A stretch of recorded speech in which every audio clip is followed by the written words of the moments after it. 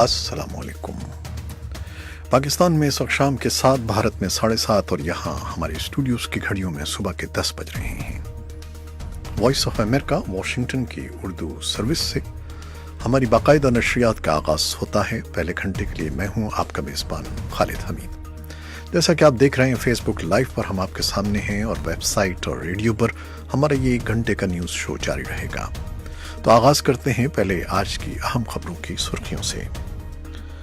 پاکستان میں ہونے والے صدارتی انتخاب میں پاکستان تحریک انصاف کے عارف علوی پاکستان کے 13ویں صدر منتخب ہو گئے ہیں، اور پاکستانیوں کے دبئی میں $150 ارب کے اثاثوں کا پتہ چلا لیا گیا ہے۔ FIA نے اپنی تحریری رپورٹ سپریم کورٹ میں جمع کروا دی ہے، جس کے مطابق 2750 پاکستانیوں کی صرف دبئی میں $110 ارب کی پراپرٹی موجود ہے۔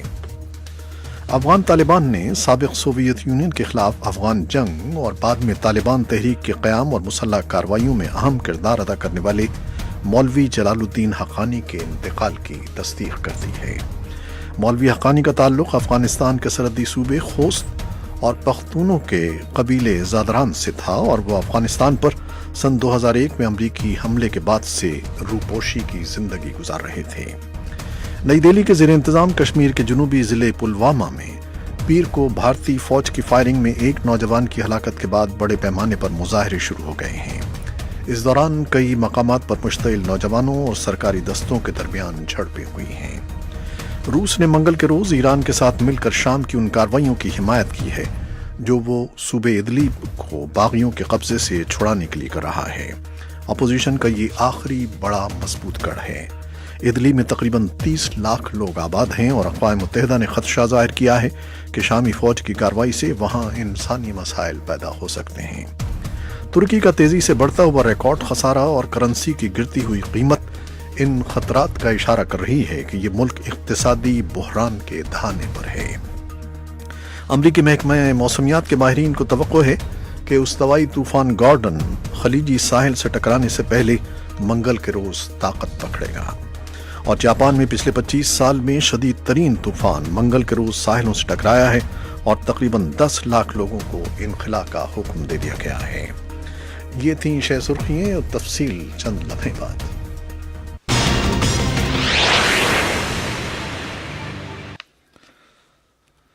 پاکستان میں ہونے والے صدارتی انتخاب میں پاکستان تحریک انصاف کے عارف علوی پاکستان کے 13ویں صدر منتخب ہو گئے ہیں۔ پاکستان مسلم لیگ نون اور جمعیت علماء اسلام کے مولانا فضل الرحمان دوسرے نمبر پر رہے، جبکہ پاکستان پیپلز پارٹی کے اعتزاز احسن تیسرے نمبر پر رہے۔ اپنی فتح کے بعد خطاب کرتے ہوئے عارف علوی نے جو کہا اس کا کچھ اقتباس۔ اللہ تعالیٰ سے دعا کرتا ہوں کہ ان 5 سال کے اندر غریب کی قسمت بدلے، اس کے تن کے اوپر کپڑا ہو، اس کے سر کے اوپر چھت ہو، اور اس کے پیٹ میں روزی ہو، کھانا ہو۔ میں بے روزگاروں کے لیے یہاں پر پاکستان تحریک انصاف کا جو پیغام تھا وہ اب انشاءاللہ حکومت کا پیغام بن گیا ہے۔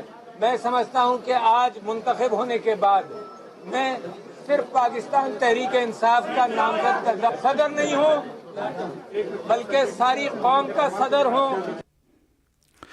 پاکستان کے نو منتخب صدر عارف علوی کے خطاب کی ایک جھلک آپ نے سنی، اور اسلام آباد اور لاہور میں ہمارے نامہ نگاروں نے ووٹنگ سے کچھ پہلے سیاسی رہنماؤں کے تاثرات معلوم کیے۔ سب سے پہلے پاکستان پیپلز پارٹی کے بلاول بھٹو زرداری کے آواز۔ میں سمجھتا ہوں کہ یہ تو is the best candidate on merit, اور یہ سیکرٹ بیلٹ ہے۔ سب جو نیشنل اسمبلی کے ممبرز ہیں، جو سینٹ کے ممبرز ہیں، جو پورے پاکستان میں پروونشل اسمبلی کے ممبرز ہیں، وہ میرٹ پر ووٹ دیں گے، اور کوئی اس پر دو رائے ہی نہیں کہ اعتزاز احسن صاحب بیسٹ کینڈیڈیٹ۔ یہ تھی بلاول بھٹو کی آواز۔ اور اب کچھ مزید خبریں۔ پاکستانیوں کے دبئی میں $150 ارب کے اثاثوں کا پتہ چلا لیا گیا ہے۔ FIA نے اپنی تحریری رپورٹ سپریم کورٹ میں جمع کروا دی ہے، جس کے مطابق 2750 پاکستانیوں کی صرف دبئی میں $110 ارب کی پراپرٹی موجود ہے۔ سپریم کورٹ میں پاکستانیوں کے بیرون ملک اثاثوں سے متعلق از خود نوٹس کیس کی سماعت ہوئی۔ چیف جسٹس نے ریمارکس دیے کہ صرف دبئی میں $150 ارب کے اثاثے ملے ہیں۔ احتساب شروع ہونے کے ڈر سے پاکستان سے پیسہ باہر لے جایا گیا۔ ملک کا بہت سا پیسہ حوالے کے ذریعے باہر گیا۔ ایمنسٹی اسکیم کے باوجود رقم باہر پڑی ہے۔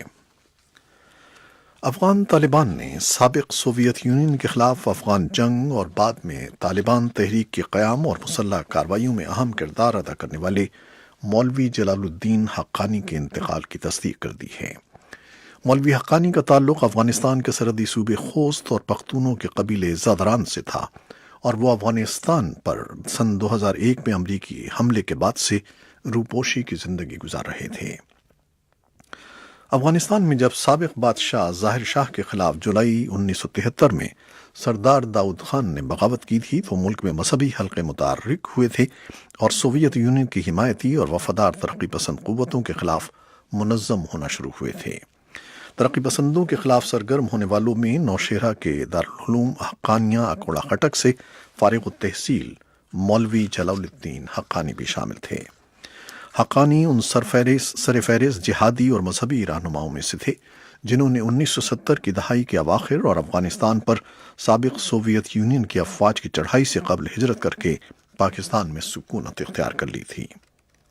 مولوی جلال الدین اپنے خاندان اور رشتہ داروں سمیت خوست سے ملحق قبائلی علاقے شمالی وزیرستان منتقل ہو گئے تھے اور انہوں نے میران شاہ کے ایک نواحی گاؤں ڈانڈے درباخیل میں نہ صرف اپنا ایک مرکز بلکہ ایک مدرسہ بھی قائم کر لیا تھا۔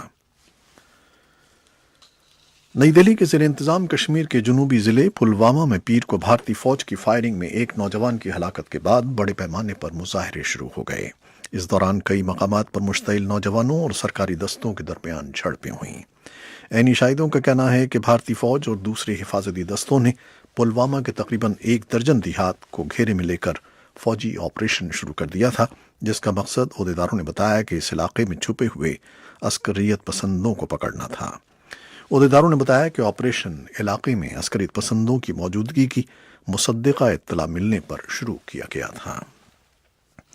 روس نے منگل کے روز ایران کے ساتھ مل کر شام کی ان کارروائیوں کی حمایت کی ہے جو وہ صوبے ادلب کو باغیوں کے قبضے سے چھڑانے کے لیے کر رہا ہے۔ اپوزیشن کا یہ آخری بڑا مضبوط گڑھ تھا۔ کریملن کے ترجمان دمیتری پیسکوف نے کہا کہ ادلب دہشت گردی کا ایک گڑھ ہے اور وہاں کی صورتحال شام کی لڑائی کے سیاسی حل کی تلاش کو کمزور کر رہی ہے۔ اس سے پہلے ایران کی وزارت خارجہ نے پیر کے روز بیان دیا تھا کہ ادلب کو دہشت گردوں سے پاک ہونا چاہیے۔ ایرانی میڈیا نے بھی ایرانی وزیر خارجہ جواد ظریف کے حوالے سے کہا کہ ادلب کو شامی عوام کے کنٹرول میں واپس جانا چاہیے اور شام میں بحالی کی کوششیں اور پناہ گزینوں کی واپسی کا عمل آگے بڑھنا چاہیے۔ ادلب میں تقریباً 30 لاکھ لوگ ہیں اور اقوام متحدہ نے خدشہ ظاہر کیا ہے کہ شامی فوج کی کارروائی سے وہاں انسانی مسائل پیدا ہو سکتے ہیں۔ امریکہ کے صدر ڈونلڈ ٹرمپ نے بھی شام کو متنبہ کیا ہے کہ وہ ادلب پر اندھا دھند حملے نہ کرے۔